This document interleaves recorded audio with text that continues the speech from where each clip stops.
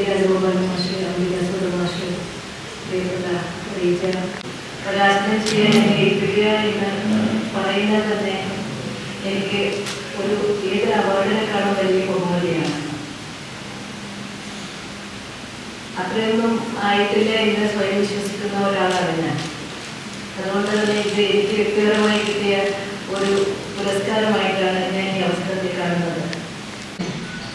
എൻ്റെ ഓർമ്മകൾ തുടങ്ങുന്ന അല്ലെങ്കിൽ ഒരു രാഷ്ട്രീയ ബോധത്തിൻ്റെ ആകാശം എനിക്ക് കാണിച്ചു തന്നു എന്ന് തന്നെ പറയാൻ പറ്റുന്ന ഒരു മനുഷ്യൻ ഇന്നലെ രാവിലെ ഈ ലോകം വിട്ടുപോയി.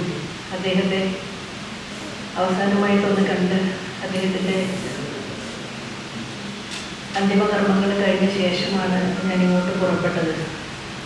ഞങ്ങൾക്ക് എല്ലാവർക്കും അറിയാവുന്ന ഒരുപാട് കാലം പുതുമ MLA, കാസർഗോഡ് DCC പ്രസിഡന്റും പൊതുപ്രവർത്തകനുമായിരുന്ന KP കുഞ്ഞിക്കണ്ണേട്ടൻ്റെ ആകസ്മികമായ യോഗം സൃഷ്ടിച്ച ഒരു മാനസികാവസ്ഥയിലാണ് ഞാനിവിടെ നിൽക്കുന്നത്. അതുകൊണ്ടുകൂടി ഒരുപാട് സംസാരിക്കാൻ ഞാൻ അശക്തയാണ്. മറ്റ് പരിപാടികൾ, വ്യക്തിപരമായ എൻ്റെ പുസ്തകത്തിൻ്റെ പ്രകാശനമൊക്കെ ക്യാൻസൽ ചെയ്ത് ഈ പരിപാടിയിലേത് എനിക്ക് അത്രയേറെ പ്രിയപ്പെട്ട, ഇതുപോലെ എൻ്റെ വ്യക്തിപരമായിട്ട് എനിക്ക് ഒഴിവാക്കാൻ പറ്റാത്തൊരു പരിപാടിയായതുകൊണ്ട് മാത്രമാണ് ഞാൻ ഇതിൽ പങ്കെടുക്കുന്നത്.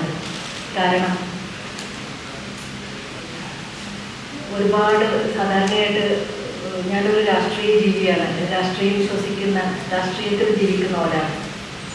അതുകൊണ്ട് തന്നെ പലപ്പോഴും വല്ലാത്തൊരു മാനസിക പ്രയാസങ്ങളിലും സംഘർഷങ്ങളിലൊക്കെ പെടുമ്പോൾ രാത്രികാലങ്ങളിൽ ഞാൻ ചെയ്യാറുള്ളത് യൂട്യൂബ് തുറന്ന് സുനിൽ മാഷിൻ്റെ ഒരു പ്രസംഗം കേൾക്കുക എന്നുള്ളതാണ്. പ്രത്യേകിച്ചിട്ടും ഗാന്ധിയെക്കുറിച്ചോ അംബേദ്കറെക്കുറിച്ചും മൈത്രിയെക്കുറിച്ചും നാരായണ ഗുരുവിനെ കുറിച്ചും ഒക്കെയുള്ള പ്രസംഗങ്ങൾ, ആ പ്രസംഗം തരുന്ന ഒരു ഊർജം നമ്മുടെ വാക്കുകൾക്ക് അതീതമാണ്. മാത്രമല്ല, ഇന്നാണ് സുനിൽ മാഷിനെ ഞാൻ ആദ്യമായിട്ട്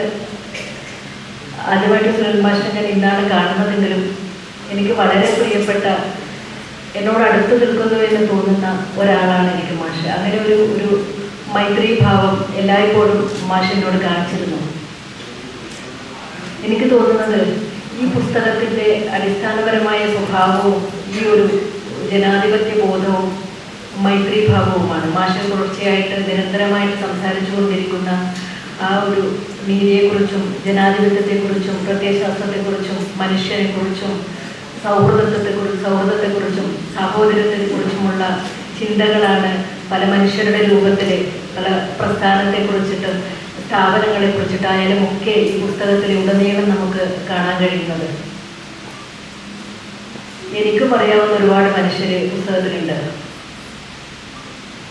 പക്ഷെ മാഷ് ആ മനുഷ്യരെക്കുറിച്ച്, സ്ഥാപനങ്ങളെക്കുറിച്ച്, വ്യക്തികളെക്കുറിച്ച് ഒക്കെ പറയുമ്പോൾ നമ്മൾക്ക് അതിൽ മറ്റ് സാധാരണ ഓർമ്മകളിൽ നിന്ന് വ്യത്യസ്തമായിട്ട് അതിൽ ഒരു രാഷ്ട്രീയം കാണാൻ കഴിയും, ആ കാലഘട്ടത്തെ നമുക്ക് കാണാൻ കഴിയും.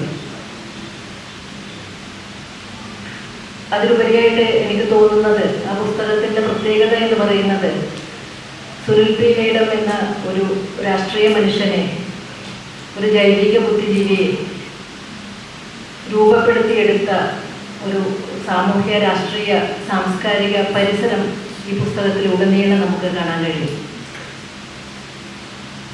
വളരെ ചെറുപ്പത്തിൽ അച്ഛനെയും അമ്മയും കുറിച്ചുള്ള ഓർമ്മകളിൽ ശബരിമലയിൽ വ്രതമെടുത്ത് പോകാറുള്ള അച്ഛൻ തന്നെ തൊട്ടടുത്തുള്ള ശാഖയിൽ പോകുന്നത് വിലക്കിയിട്ടുള്ള ആ സംഭവം മുതൽ മാർക്സിൻ്റെ ശവകുടീരം സന്ദർശിച്ചതും ലണ്ടനിലെ യാത്രയും സമാന്തര കോളേജിലത്തെ ചുരുങ്ങിയ കാലത്തെ അനുഭവവും ദേശാഭിമാനിയിലെ ജോലിയും മഹാരാജാസിലത്തെ അനുഭവങ്ങളും പിന്നെ മറ്റ് പി ഗോവിന്ദപിള്ള മുതൽ മുരളീവട്ടത്ത് വരെയുള്ള ധാരാളം മനുഷ്യർ, സാധാരണക്കാരും അസാധാരണക്കാരും ആയ മനുഷ്യർ, ചിന്തകർ, രാഷ്ട്രീയ നേതാക്കൾ, ഇവരെല്ലാവരെ കുറിച്ചുള്ള ഈ ഓർമ്മകളിലെല്ലാം തന്നെ നമുക്ക് ആ ഒരു അടിസ്ഥാനപരമായിട്ടുള്ള മാഷിൻ്റെ ചിന്തകളുടെ പ്രതിഫലനം നമുക്ക് കാണാൻ പറ്റും. ഒരു ജനാധിപത്യ ബോധവും ഈ പറയുന്ന നമുക്കെല്ലാവർക്കും, മാഷിനെ അടുത്തറിയാവുന്ന എല്ലാവർക്കും ജീവിതത്തിൽ എപ്പോഴെങ്കിലും അനുഭവപ്പെട്ടിട്ടുള്ള ഒരു സാഹോദര്യ ഭാവം അതിൽ നമുക്ക് വായിച്ചെടുക്കാൻ കഴിയും.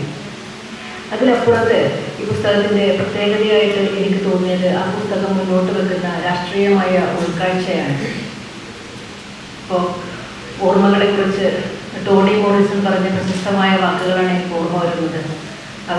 ടോണി മോറിസൺ വെള്ളപ്പൊക്കത്തെക്കുറിച്ച് പറഞ്ഞിട്ടുണ്ട്. Flood is the word they use, but actually it is not flooding, it is remembering where it use to be എന്ന്.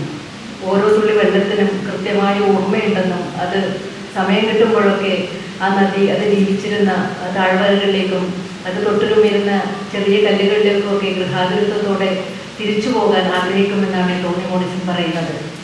അപ്പോൾ അതുപോലെ മാഷ് താൻ കടന്നു വന്ന വഴികളെക്കുറിച്ചൊക്കെ ഒരു വിഹ്വലതയോടെ തിരിച്ചു പോകുന്നത് ആ ഓർമ്മകളിലേക്ക്, ആ കാലത്തിലേക്ക്, 80കളിലേക്കും 90കളിലേക്കും ഒക്കെ തിരിച്ചു പോകാൻ ആഗ്രഹിക്കുന്നത് പോലെ നമുക്ക് ആ മനുഷ്യരെക്കുറിച്ച് ഇന്ന് ജീവിച്ചിരിപ്പില്ലാത്ത മനുഷ്യരുണ്ട്, ഇന്ന് ജീവിച്ചിരിപ്പുള്ള മനുഷ്യരുണ്ട്, ഇല്ലാതെ പോയ സ്ഥാനങ്ങളുണ്ട്. അപ്പോൾ ഇതിലേക്കൊക്കെ മാഷ് കടന്നു ചെല്ലുമ്പോൾ നമുക്ക് ആ ഒരു ഗൃഹാതുരത നമുക്കതിൽ വായിച്ചെടുക്കാൻ പറ്റും. പക്ഷെ അതൊരു വൈയക്തികമായ തലത്തിലുള്ള ഒരു ഗൃഹാതുരതയോ ഒരു വെറും ഓർമ്മയോ അല്ല എന്നുള്ളതാണ് പുസ്തകത്തിൻ്റെ പ്രസക്തി. കാരണം അതിൽ ഉൾച്ചേർന്നിരിക്കുന്ന രാഷ്ട്രീയം എടുത്തു പറയേണ്ടതാണ്. മാഷിനെ സുരഭിയിലിടങ്ങുന്ന പ്രാസംഗികനെ, പ്രഭാഷകനെ, എഴുത്തുകാരനെ രൂപപ്പെടുത്തിയെടുത്ത രാഷ്ട്രീയത്തിൻ്റെ അടിപ്പടവ്, മാഷിൻ്റെ വാക്ക് തന്നെ ഉപയോഗിച്ചാൽ അടിപ്പടവ് നമുക്കതിൽ കാണാൻ കഴിയും. ഓർമ്മ എങ്ങനെയാണ് ഒരു രാഷ്ട്രീയമായ ആയുധമായി മാറ്റേണ്ടത് എന്ന് അതിൽ പറയുന്നുണ്ട്. വാസ്തവത്തിൽ എനിക്ക് നമ്മുടെ ഓർമ്മകൾ തന്നെ കൺട്രോൾ ചെയ്യപ്പെടുന്ന, എന്താണ് നമ്മൾ ഓർമ്മിക്കേണ്ടത് എന്ന് തീരുമാനിക്കുന്ന ഒരു കാലത്താണ് നമ്മളിന്ന് ജീവിക്കുന്നത്. ഇപ്പോൾ കുറച്ച് ദിവസം മുമ്പ് DC ബുക്സിൻ്റെ ഒരു ചടങ്ങിൽ തൃശ്ശൂർ വെച്ചിട്ട് ഞാൻ പ്രശസ്ത എഴുത്തുകാരനും കവിയുമായ PN ഗോപികൃഷ്ണൻ കാണുകയുണ്ടായി. അദ്ദേഹത്തിൻ്റെ ഹിന്ദുത്വ രാഷ്ട്രീയത്തിൻ്റെ കഥ എന്ന പുസ്തകം നിങ്ങൾ എല്ലാവരും വായിച്ചിട്ടുണ്ടാവുമെന്ന് എനിക്ക് തോന്നുന്നു.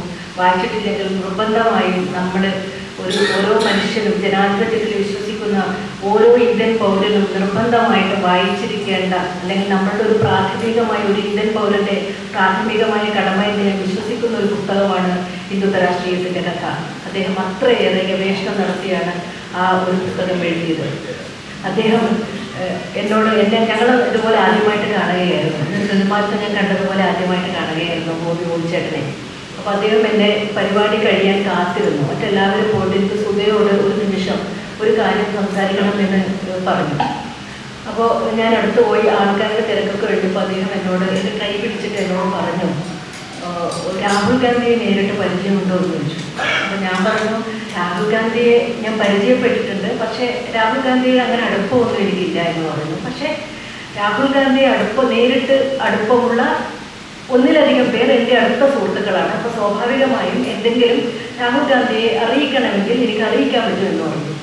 അപ്പോൾ ഗോപിയേട്ടൻ എന്നോട് പറഞ്ഞു, കോൺഗ്രസ്സുകാരോട് പറയണം അടിയന്തരമായിട്ട് ദേശീയ തലത്തിൽ ഒരു സ്വാതന്ത്ര്യ സമര പ്രസ്ഥാനത്തെക്കുറിച്ച്, ഇന്ത്യൻ ദേശീയ പ്രസ്ഥാനത്തെക്കുറിച്ചുള്ള ഒരു മ്യൂസിയം തുടങ്ങാൻ അത്യാവശ്യമായിട്ട് കോൺഗ്രസ് പാർട്ടിയോട് പറയണം. ഒന്നുകിൽ അവർ അധികാരത്തിൽ വരുമ്പോൾ, അല്ലെങ്കിൽ അതിനു മുമ്പ് ഒരു ജനകീയ മുന്നേറ്റമായിട്ട് കോൺഗ്രസിൻ്റെ ഭാഗത്ത് നിന്ന് ചെയ്യാൻ പറ്റുന്ന ഏറ്റവും വലിയ സംഭാവനയാണ് ഒരു ദേശീയ പ്രസ്ഥാന മ്യൂസിയം തുടങ്ങുക എന്നുള്ളത്. കാരണം പലതും പലയിടത്തും ഇല്ലാതായി പോവുകയാണ്. എന്നിട്ട് അദ്ദേഹം പറഞ്ഞത്, അദ്ദേഹം ഡൽഹിയിൽ പോയപ്പോൾ അവിടെ ഈ ചെങ്കോട്ടയിലെ ഗോഡ്സെ വിചാരണ ചെയ്ത മുറി അതൊന്നും അവിടെ കാണാനില്ല. അത് അവിടെ അന്വേഷിച്ചപ്പോൾ അതിനെപ്പറ്റി ഒരക്ഷരം ആരും പറയുന്നില്ല. ഈയിടെ അടുത്ത കാലത്ത് എൻ്റെ മോള് 1ാം ക്ലാസ്സിൽ പഠിക്കുന്ന എൻ്റെ മോള്, ഞങ്ങളെന്നെ ഗുജറാത്തിലാണ്, അഹമ്മദാബാദിൽ സ്ഥിരതാമസം. അപ്പോൾ എൻ്റെ മോള് സ്കൂളിൽ പോയപ്പോൾ ഒരു ദിവസം സോഷ്യൽ സ്റ്റഡീസ് പഠിപ്പിക്കുന്ന ടീച്ചർ പറഞ്ഞു, ജീവിതത്തിൽ ഏറ്റവും അധികം വേദനിപ്പിച്ച ഒരു സംഭവത്തെ കുറിച്ച് എഴുതണം. അപ്പം മോള് 9ാം ക്ലാസ്സിലാണ്. എന്നോട് ഇത്തരം കാര്യങ്ങളൊന്നും ചർച്ച ചെയ്യാറില്ല. അവൾ സ്വന്തമായിട്ടത് ചെയ്യട്ടെ, അത്തരം കാര്യങ്ങൾ സ്വയം കണ്ടെത്തി അനലൈസ് ചെയ്യണം എന്നുള്ള ഒരു അഭിപ്രായക്കാരിയാണ് ഞാൻ. അതുകൊണ്ട് ഇത്തരം ക്രിയേറ്റീവായ വിഷയങ്ങളൊന്നും ഞാൻ ഇടപെടാറില്ല. പക്ഷെ എന്നോട് ചോദിക്കാതെ തന്നെ എൻ്റെ മകൾ എഴുതിയത് ഗാന്ധിവധത്തെക്കുറിച്ചായിരുന്നു. ജീവിതത്തിൽ ഏറ്റവും വേദനിപ്പിച്ച ഒരു സംഭവം എന്ന് ചോദിക്കുമ്പോൾ അവൾ എഴുതിയത് ഗാന്ധിവധത്തെക്കുറിച്ചാണ്. ഗാന്ധി എന്നതിന് പകരം ഗുജറാത്തികൾ ഇപ്പോഴും ഞാൻ അംഗീകരിക്കുന്ന ഒരു കാര്യം, അവരൊരിക്കലും നമ്മളെ പോലെ ഗാന്ധി എന്നോ ഗാന്ധിജി എന്നോ പറയില്ല. അവർ ബാപ്പു എന്നാ പറയാം. ബാപ്പു എന്നും ബാ എന്നും, കസ്തൂർബയെ ബാ എന്നും ഗാന്ധിയെ ബാപ്പു എന്നും പറയാം.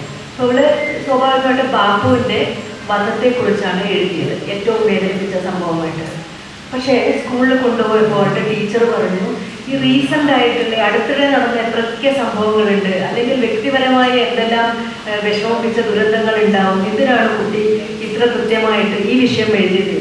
അപ്പോൾ വാസ്തവത്തിൽ എൻ്റെ മകളെ എനിക്ക് തോന്നുന്നത് ഈ ഇന്ത്യയുടെ ഈ ഒരു സ്വതന്ത്ര ഇന്ത്യയുടെ ചരിത്രം എടുത്താൽ ഏതൊരു ഇന്ത്യക്കാരനെയും ഏറ്റവും വേദനിപ്പിച്ച ഒരു സംഭവം എന്ന് പറയുന്നത് ഗാന്ധിവധം തന്നെ ആയിരിക്കണ്ടേ. അതിനപ്പുറത്ത് വേദനിപ്പിക്കുന്ന വേറെ എന്ത് സംഭവമാണുള്ളത്? പക്ഷെ എന്നിട്ടും അത് ഒരു കുറ്റവാളിയെ പോലെ മകളെ കാണുകയും അവളെന്തോ ഒരു അർബൻ നക്സൽ ആവേണ്ട ഒരു ട്രെയിനിങ് ആണോ എന്നുള്ള രീതിയിലേക്ക് ടീച്ചർ അവളെ ശ്രദ്ധിക്കാൻ തുടങ്ങി എന്നുള്ളതാണ് എന്നെ വേവലാതിപ്പെടുത്തുന്നത്. നമ്മളുടെ ഒരു നിസ്സഹായാവസ്ഥ ഒന്ന് ആലോചിച്ച് നോക്കുക. എനിക്ക് സത്യത്തിൽ ഇത് പറയുമ്പോൾ ഭയങ്കരമായിട്ട് സങ്കടം വരുന്നുണ്ട്. എൻ്റെ മകൾ നാളെ അർബൻ നക്സലായി പോവുക എന്ന് വേവലാതിപ്പെടുന്ന ക്ലാസ് ടീച്ചർ കുട്ടിയോട് ചോദിച്ചത് ഏറ്റവും വേദനിപ്പിച്ച സംഭവം എഴുതാൻ. അവൾ എഴുതിയത് ഗാന്ധിവധമാണ്. മറിച്ച് അതേ സമയം ഇതേ നാട്ടില് കുറച്ചു ദൂരെ 4-5 മണിക്കൂർ യാത്ര ചെയ്യാൻ പോകുന്ന സൂറത്തിനടുത്തുള്ള വൽസാഡിലാണ് കഴിഞ്ഞ വർഷം സ്കൂൾ കുട്ടികൾക്ക് പ്രസംഗ മത്സരത്തിന് കൊടുത്ത വിഷയം ഗോഡ്സെ ഞങ്ങളുടെ ഹീറോ. ഗോഡ്സെ ഞങ്ങളുടെ ഹീറോ എന്ന വിഷയം പ്രസംഗ മത്സരത്തിന് കൊടുത്ത ഒരു സംസ്ഥാനമാണ് എന്ന് ആലോചിക്കണം. അപ്പോൾ ഈ ഒരു രീതിയിൽ നമ്മൾ എന്ത് ഓർമ്മിക്കണം, നമ്മൾ എന്താണ് ഓർമ്മിക്കേണ്ടത് എന്ന് അധികാരികൾ തീരുമാനിക്കുന്ന ഒരു കാലഘട്ടമാണിത്. ഓർമ്മകളുടെ മുകളിലുള്ള ഒരു നിയന്ത്രണം. ജോർജ് ഓർവെലാണ് തോന്നുന്നു പറഞ്ഞത്, നമ്മുടെ ഈ വർത്തമാനകാലം നിയന്ത്രിക്കുന്നവരാണ് ഭൂതകാലത്തെ ഓർമ്മകളെയും നിയന്ത്രിക്കുന്നത് എന്ന്. അതുപോലുള്ള കാലഘട്ടത്തിലാണ് നമ്മൾ ജീവിക്കുന്നത്. അപ്പോൾ ഇപ്പോൾ നമ്മൾ സാധാരണയായിട്ട് ഇപ്പോൾ എന്താ പറയുക, health as a fundamental right, അല്ലെങ്കിൽ ജീവിക്കാനുള്ള അവകാശം, വീടിന് വേണ്ടിയിട്ടുള്ള അവകാശം, ആരോഗ്യത്തിന് വേണ്ടിയിട്ടുള്ള അവകാശം എന്നൊക്കെ പറയാറില്ലേ. ഇതൊക്കെ നമ്മൾ മൗലിക അവകാശങ്ങളിൽ ഉൾപ്പെടുത്തണമെന്നൊക്കെ നമ്മൾ പറയാറില്ലേ. എനിക്ക് തോന്നുന്നത് അധികം വൈകാതെ ഓർമ്മിക്കാനുള്ള അവകാശത്തിന് വേണ്ടി നമുക്ക് പോരാടേണ്ടി വരണമെന്നാണ്. റൈറ്റ് ടു മെമ്മറി അത് വേണ്ടിവരും എന്നുള്ള അവസ്ഥയിലാണ് നമ്മളിൽ എത്തി നിൽക്കുന്നത്. വ്യക്തിപരമായ ധാരാളം അനുഭവങ്ങളുടെ വെളിച്ചത്തിലാണ് ഞാനിത് പറയുന്നത്. ജാലിയൻ വാലാബാഗിൽ നമ്മൾ പോയാൽ അറിയാം, പഴയ ജാലിയൻ വാലാബാഗ് അല്ല. അപ്പോൾ അവിടുത്തെ ആ വെടിയുടെ എൻ്റെ പാടുകളെല്ലാം വായിച്ചു കഴിഞ്ഞു. അപ്പം ഞാൻ താമസിക്കുന്ന നഗരത്തിൽ ഒരു 20 വർഷമായിട്ട് ഞാൻ അഹമ്മദാബാദിൽ താമസിക്കുകയാണ്. 20 വർഷം മുമ്പുള്ള മഹാത്മാഗാന്ധിയുടെ ആശ്രമമല്ല ഇന്നുള്ളത്. ആശ്രമം എന്ന് പറഞ്ഞാൽ ഗാന്ധി വിഭാവനം ചെയ്തത് ഒരു വലിയൊരു കമ്മ്യൂണിറ്റി ലൈഫായിരുന്നു. അതിൽ 10-60 ദളിത് കുടുംബങ്ങളുണ്ടായിരുന്നു, കുറേ മുസ്ലിം കുടുംബങ്ങളുണ്ടായിരുന്നു. എനിക്ക് സുനിൽ മാഷിനോട് പറയാനുള്ളത്, ആശ്രമം പൊളിച്ച് മാറ്റുന്നതിന് മുമ്പേ ഒരു തവണയെങ്കിലും മാഷ് ഗാന്ധി ആശ്രമത്തിൽ വരണം. അത് മാഷിൻ്റെ രാഷ്ട്രീയ പ്രവർത്തനത്തിൻ്റെ ഭാഗമായിട്ട് കാണണം എന്നാണ് എനിക്ക് തോന്നുന്നത്. കാരണം ഇപ്പൊ കാണുന്ന ഗാന്ധിയാശ്രമം അല്ല എനിക്ക് കാണാൻ പോവുക. അവിടെ ഒരു ആർട്ടി തിയേറ്ററൊക്കെ ഉള്ള, ഷോപ്പിംഗ് സെന്ററൊക്കെ ഉള്ള ഒരു വലിയ ഒരു എക്സിബിഷൻ സെന്ററാക്കിയിട്ട് ഗാന്ധിയാശ്രമത്തെ മാറ്റാൻ പോവുകയാണ്.